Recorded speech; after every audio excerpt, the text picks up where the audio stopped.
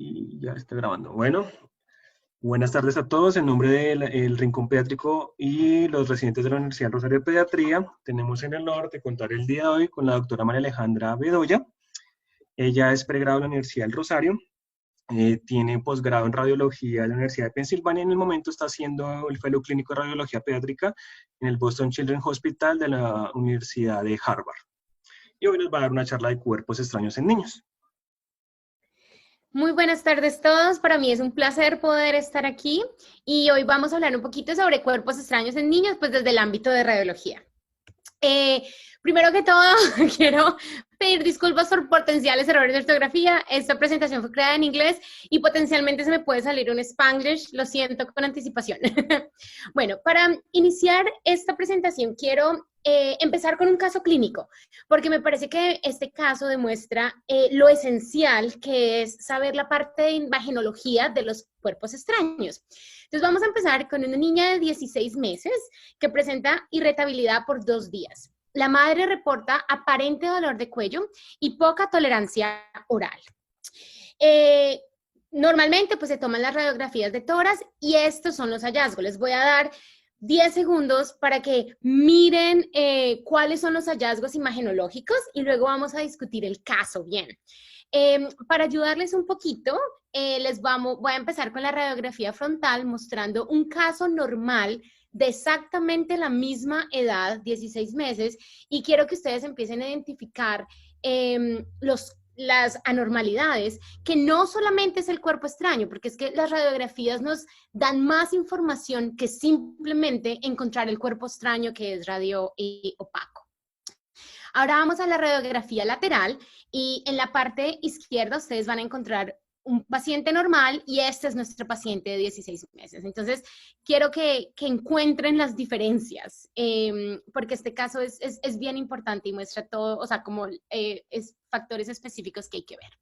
Bueno, vamos a empezar a hablar sobre los cambios. Entonces, lo primero que todo, y mostrando las líneas naranjas, ustedes van a ver que hay un ensanchamiento del mediastino superior, ¿sí? Sabemos que hay un cuerpo extraño, que en la radiografía lateral lo podemos localizar en el esófago y vamos a quitar los marcadores. Podemos ver que la tráquea se encuentra en la parte anterior del cuerpo extraño. Ahorita vamos a identificar qué tipo de cuerpo extraño, pero sabemos que hay un ensanchamiento mediastinal anormal y como vemos, la distancia entre las vértebras y la tráquea está ensanchada. Esto es totalmente anormal y vamos a ver cómo se desenvuelve este caso porque esto es una emergencia clínica. Como vemos comparando en la parte lateral, esto es como se debería ver la tráquea en una radiografía lateral.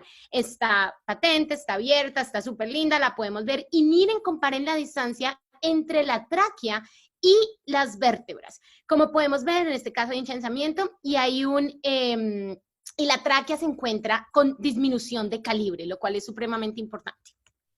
Entonces, la pregunta que tenemos al principio es, ¿qué tipo de cuerpo extraño es? Y esta es una pila de botón. Vamos ahorita a hablar cuáles son las imágenes radiológicas de cómo poder diferenciar una pila de botón con una moneda. Entonces, este paciente obviamente se fue a una esofagoscopia de emergencia donde hicieron extracción de la batería de botón. Encontraron una necrosis coagulativa extensa sin evidencia de perforación. Entonces, la pregunta es, ¿le damos de alta a este paciente? ¿Necesitamos más imágenes? Y simplemente sin conocer exactamente lo que le pasó al paciente, sí necesitamos más imágenes. Este ensanchamiento del mediastino no se explica simplemente por tener un cuerpo extraño, sino que por tener una inflamación en el mediastino que vamos a ver más.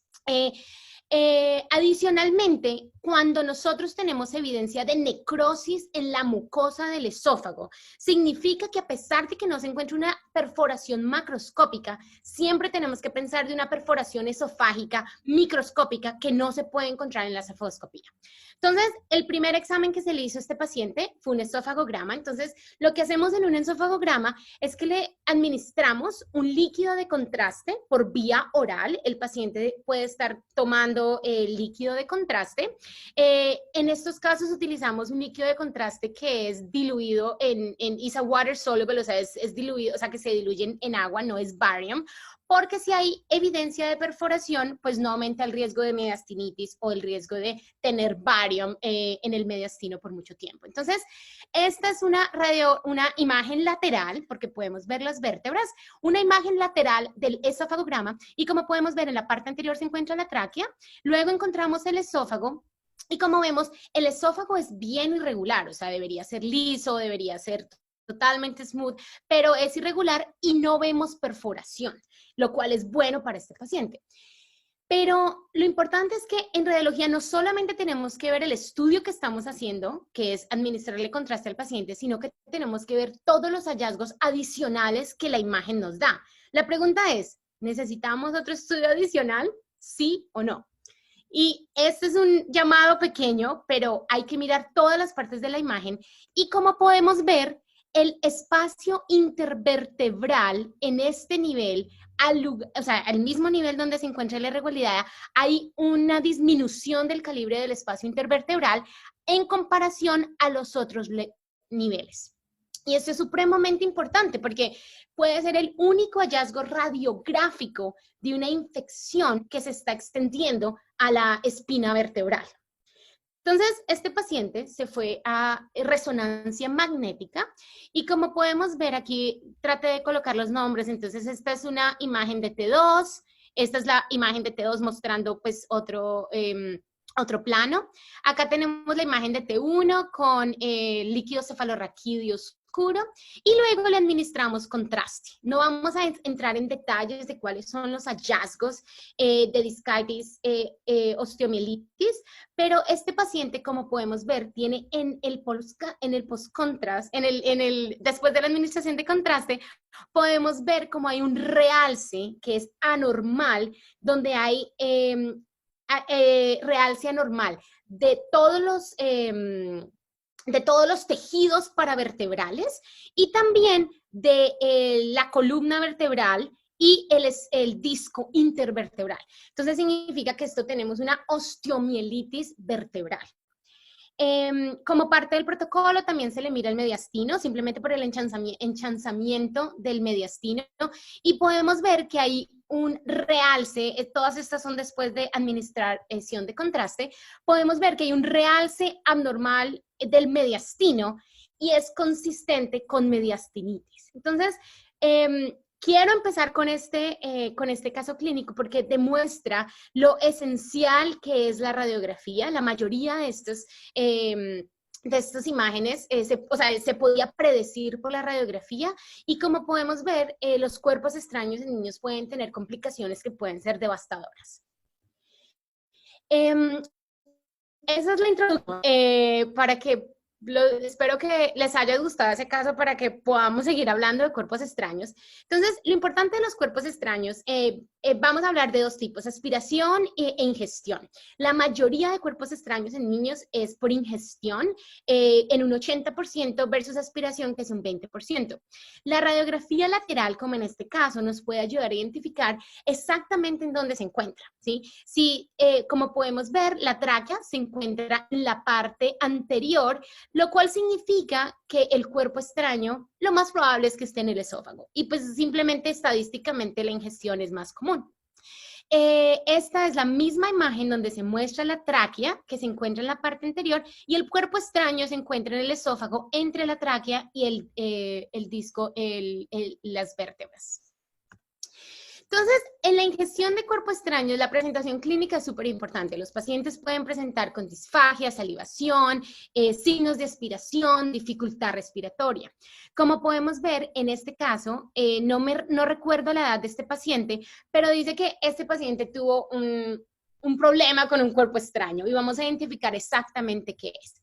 Como podemos ver en la radiografía lateral, hay un montón de gas que no debería estar en el lugar que es. O sea, acá vemos la faringe, acá vemos la tráquea, pero como vemos hay neumomediastino porque hay aire, hay gas en lugares donde no deberían haber.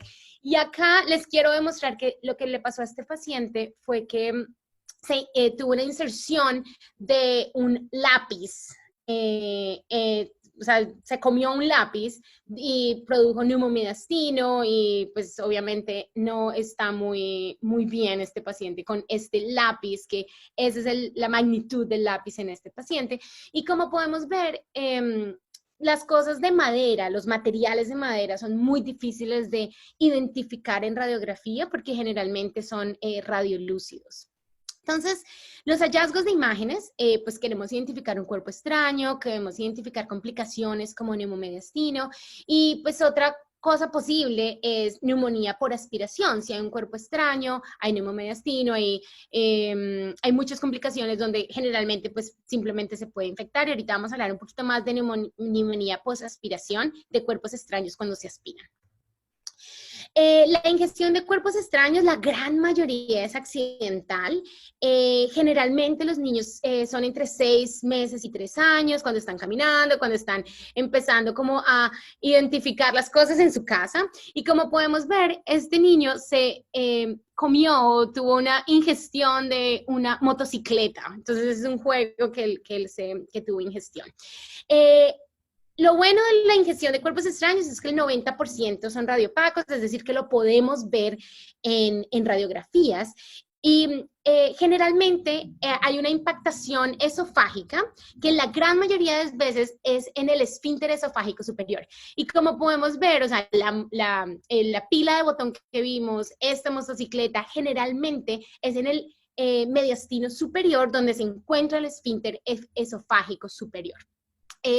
Algo importante es que cuando nosotros tenemos cuando tenemos una sospecha de un cuerpo extraño en un niño, siempre hacemos la radiografía de tórax y la radiografía de abdomen para poder identificar exactamente dónde se encuentra, porque lo bueno es que el 95% de los cuerpos extraños que ya pasaron el esófago, que es donde se encuentra la mayor parte pues, de impactación, si ya pasaron el esófago y se encuentran en el estómago, el 95% de los casos el cuerpo extraño simplemente va a pasar y pues simplemente hay que hacerle un monitoreo para identificar que realmente pase, pero si encuentran en el estómago, pues son buenas noticias de que va a pasar.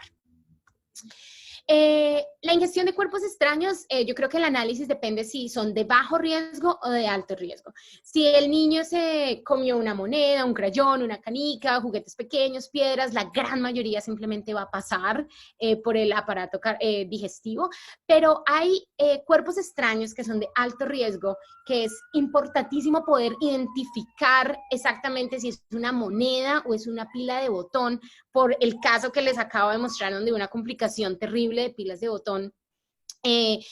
Ahorita vamos a hablar sobre si hay múltiples imágenes múltiples, eso también es de alto riesgo. Y pues obviamente objetos cortopunzantes, objetos de gran tamaño donde hay una impactación en el esófago o inclusive en la área pilórica y donde realmente hay un riesgo de obstrucción. Bueno, entonces vamos a empezar a hablar sobre las pilas de botón, porque yo creo que esto es como uno de los temas más importantes. Entonces, las buenas noticias es que los niños se comen más monedas que las pilas de botón. Eso es bueno, porque las monedas, pues ya como vimos, son cuerpos extraños de bajo riesgo. Algo importante de las pilas de botón es que pueden haber lesiones catastróficas en horas.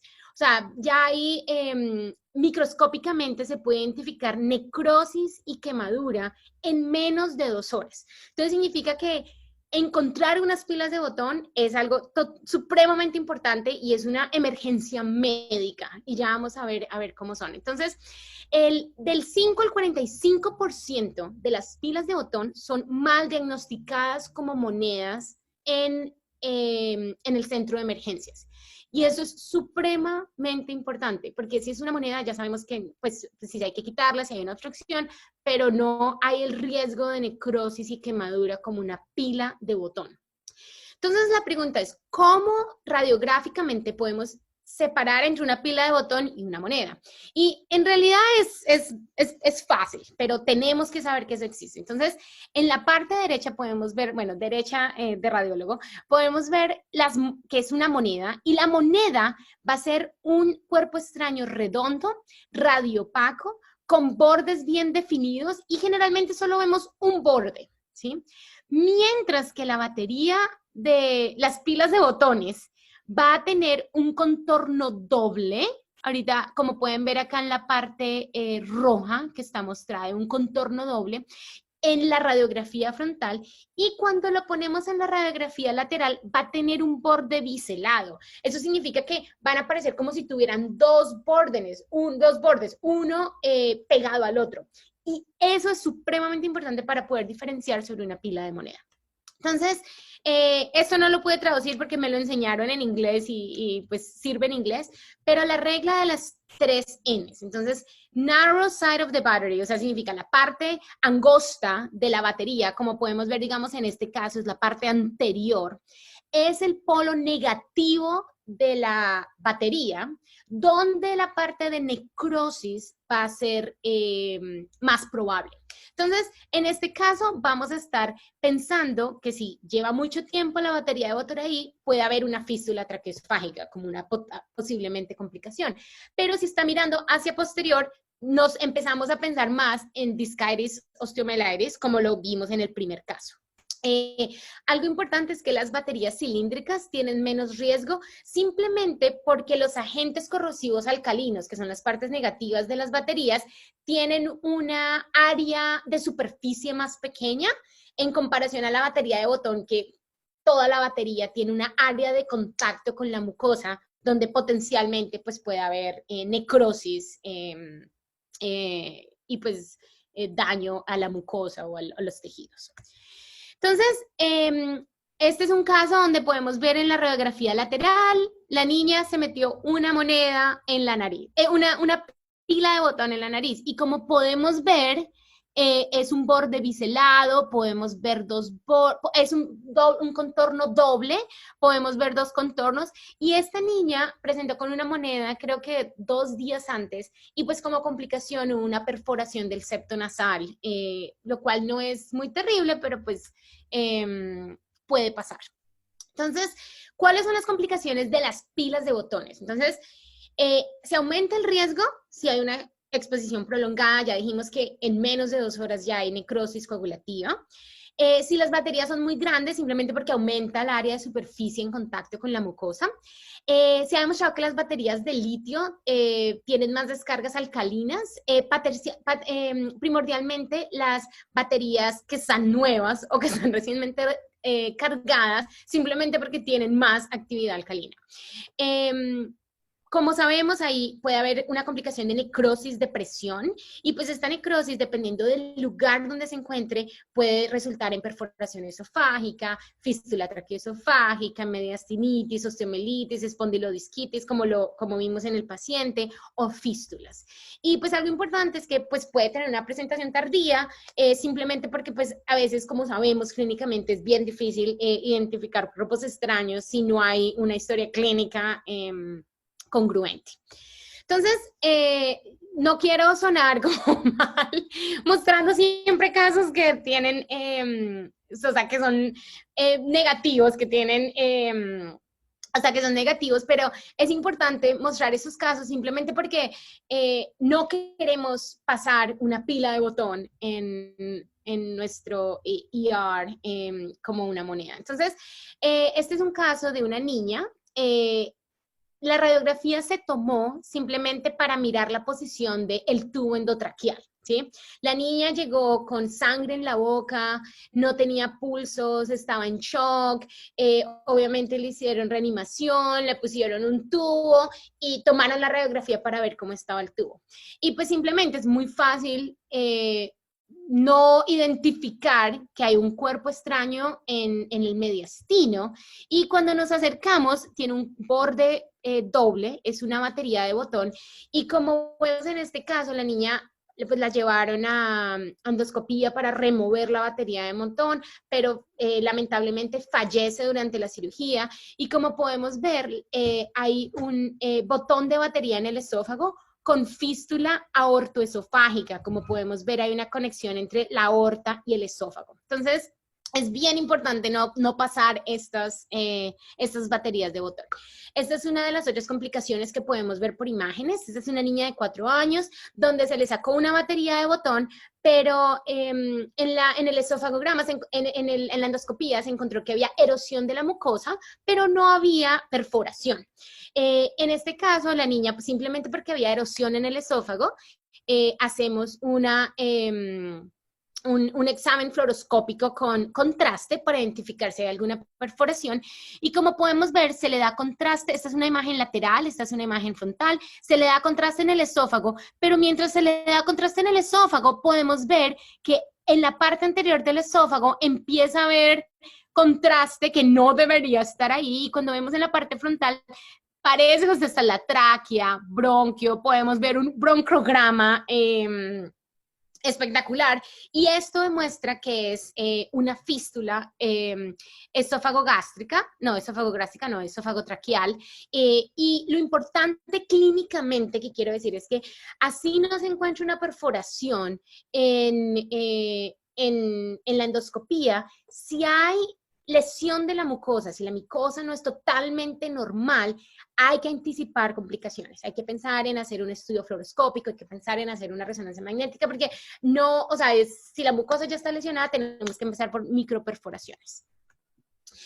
Algo importante de las baterías de botones es que se ha demostrado que en los últimos años, esta tabla es desde 1985 hasta el 2009, estamos un poquito atrasados en esta tabla, pero podemos ver que la mortalidad y las complicaciones asociadas en las baterías de botones han aumentado en los últimos años, y se espera que pues en estos últimos 10 años también hayan aumentado.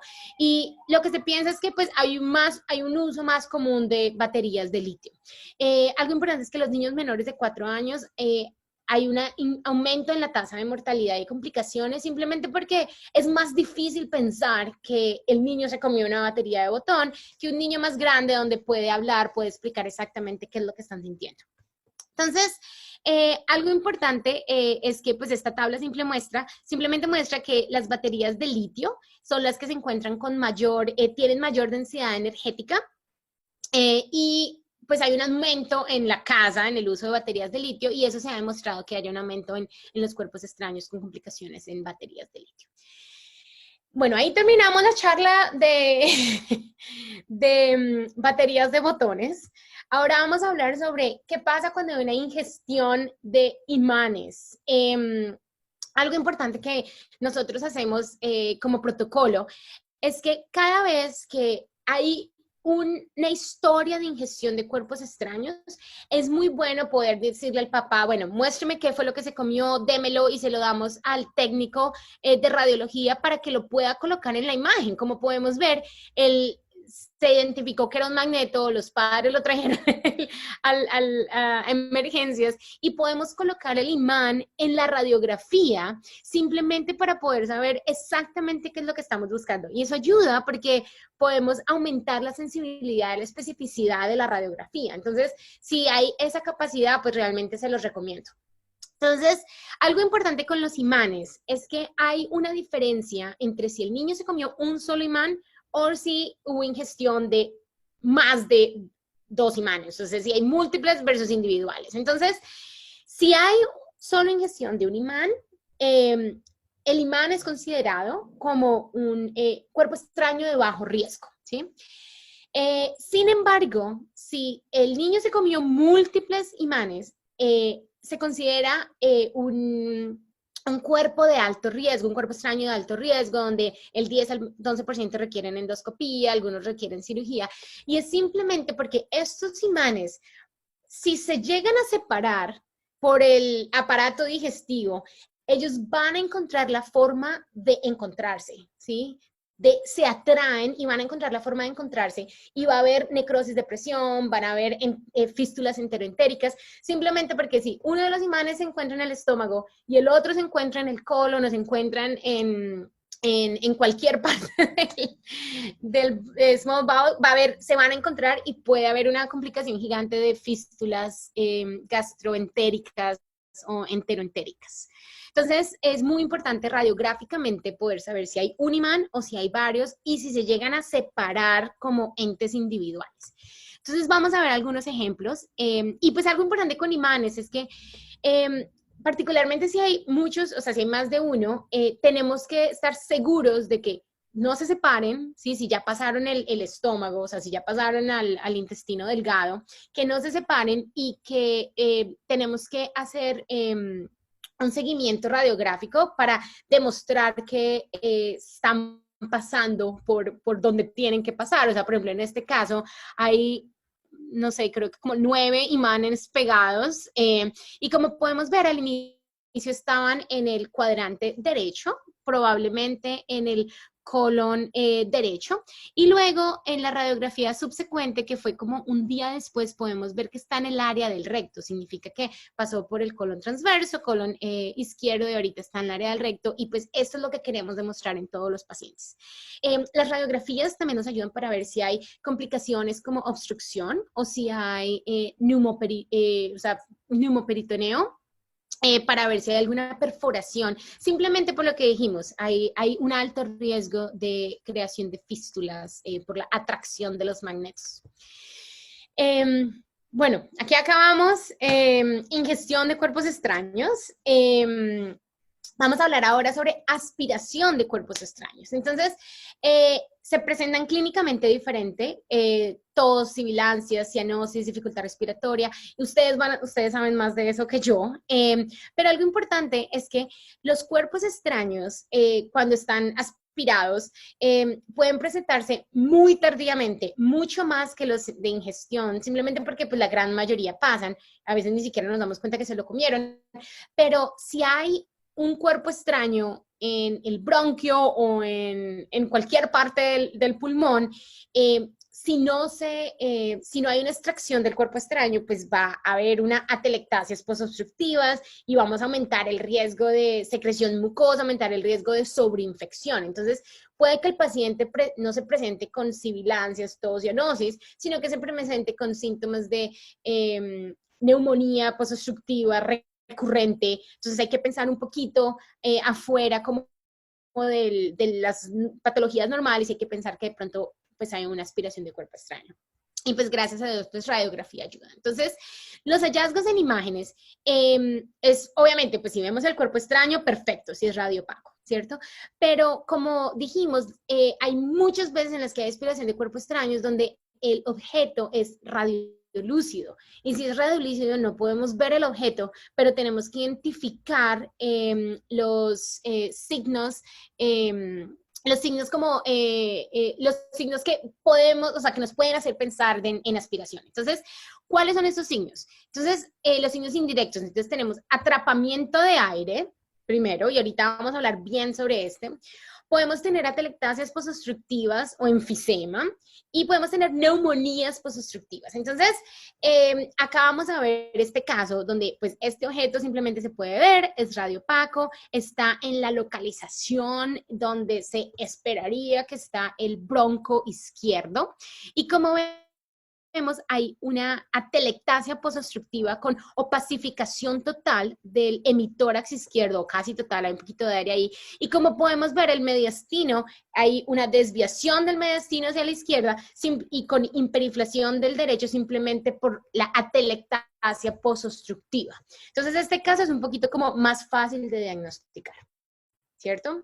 Pero les voy a mostrar casos donde es un poquito más difícil de diagnosticar. Entonces, tenemos este niño de 5 años, presenta con episodios de ahogamiento. No vamos a hablar de cuerpo extraño, ¿cierto? Pero pues esta es una charla de cuerpo extraño, entonces tenemos que pensar en eso. Entonces, lo importante es que cuando los niños son grandes, o sea, mayor como de 4 años potencialmente, a los niños se les puede decir, bueno, respira profundo y te tomamos la radiografía. O le podemos decir, bueno, saca todo el aire y le tomamos la radiografía con expiración, que este es un ejemplo de que eso fue lo que se hizo. Entonces, como podemos ver, en la radiografía en inspiración hay asimetría en los volúmenes pulmonares, ¿sí? Entonces, el lado izquierdo se ve un poquito más grande que el derecho, pero la pregunta es, ¿qué es lo que está pasando? No sabemos si es real, puede que sí, puede que no. Entonces dijimos, bueno, hagamos una expiración para ver si podemos solucionar el problema. Entonces le dijimos, bueno, saca todo el aire. Y como podemos ver, la pregunta que yo les hago aquí a ustedes es, ¿cuál es el lado que es anormal? ¿Es el derecho o es el izquierdo? Y quiero que ustedes piensen un poquito antes de yo dar la respuesta. Bueno, entonces, en expiración, lo que nosotros es, o sea, y la cosa es que nosotros no estamos acostumbrados a ver radiografías por expiración, ¿cierto? Solo se hacen casi para cuerpos extraños. Pero cuando nosotros hacemos radiografías por expiración, nosotros esperamos que el volumen de los pulmones se disminuya y que haya como una pacificación o que aumente la densidad del pulmón radiográficamente. Como podemos ver en la parte izquierda, eso fue lo que pasó, o sea, se disminuyó el volumen, hay aumento de la pacificación. Este lado izquierdo es el lado normal, ¿sí? Pero como vemos en el lado derecho, cuando le dijimos al niño que expirara, no hubo cambio en el volumen del pulmón, lo cual significa que debe haber un objeto que está obstruyendo la salida de aire. Entonces, en este caso, es un maní en el pulmón, en el bronquio principal derecho, que pues se hizo broncoscopía y se le pudo quitar, pero es supremamente importante saber qué es lo normal en inspiración. Nosotros estamos acostumbrados a ver radiografías que se intentan hacer con inspiración, pero aquí es donde las radiografías con expiración nos pueden ayudar. Ahora vamos a ir a un caso más pequeño. Esta niña tiene 3 años, presenta con tos por un mes y como sabemos es bien difícil saber si simplemente es una neumonía viral o si es algo más. Entonces le hicieron las radiografías normales y nosotros dijimos, venga, ahí los volúmenes de los pulmones no parecen normal. Y pues algo importante es que pues, no es simplemente la radiografía frontal, nosotros tenemos que ver la radiografía lateral, ver que los diafragmas sí estén totalmente planos para ver si es real o no, ¿sí? Porque hay muchos fake outs dependiendo de qué tan oblicuo está la radiografía. Entonces, si nosotros vemos la parte derecha está un poquito más hiperinflada, la parte derecha está un poquito más hiperinflada, pero la pregunta es ¿real o no es real? No sabemos. Hay que hacer lo mismo que hicimos con el paciente de 5 años, hay que tomar imágenes con expiración. Y les voy a mostrar cómo las hacemos. Entonces, a un niño de 3 años, él no va a seguir instrucciones. Entonces, lo que hacemos es, obviamente, esto es un poquito arcaico esta parte, pero así era como se tomaban las radiografías de los bebés hace muchos años y muchos centros todavía utilizan esta técnica. Pero lo que se hace es que al niño se le pueden hacer radiografías de cúbito lateral izquierdo y de cúbito lateral derecho, simplemente porque cuando el paciente está de cúbito, hay simplemente una expiración forzada, ¿sí? Del lado que se encuentra en la parte inferior, y pues lo que se espera es que el pulmón simplemente se disminuya el volumen, aumente la pacificación en el pulmón que se encuentra en la parte dependiente. Entonces acá estamos creando como expiraciones en niños pequeños que no van a seguir instrucciones. Entonces, ese es el mismo caso. Entonces, la niña de 3 años, tos por un mes, de pronto hiperinflación pulmonar en el lado izquierdo, no sabemos si es real. Hicimos de cúbito lateral izquierdo y derecho. Entonces, estas son un poquito más difíciles de interpretar, pero quiero que ustedes tengan esa idea de que ustedes pueden pedir estas imágenes para poder identificar si es real. Entonces, como podemos ver, este pulmón que es el izquierdo, este pulmón que es el pulmón izquierdo, oh no, I don't know what I did. Oh, I don't know what I did there. Let me just start again. Bueno, entonces, este pulmón que es el pulmón izquierdo se encuentra en la parte inferior, ¿cierto?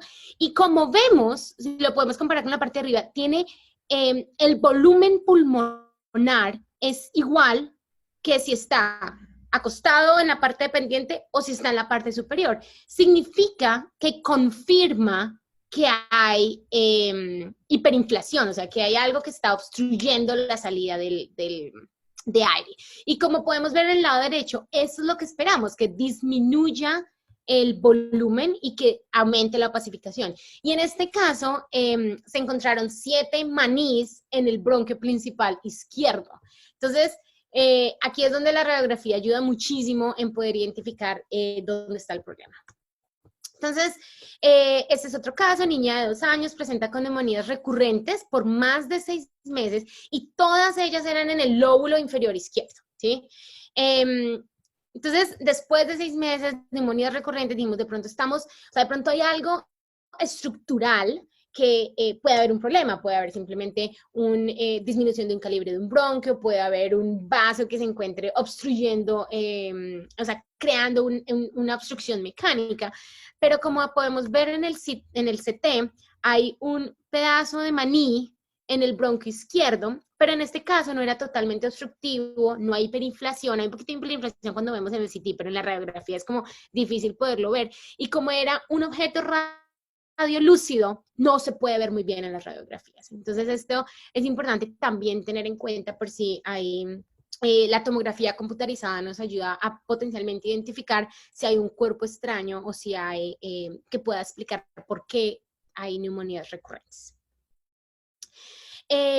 Para terminar, pues potencialmente los niños pueden tener aspiración con hidrocarbono.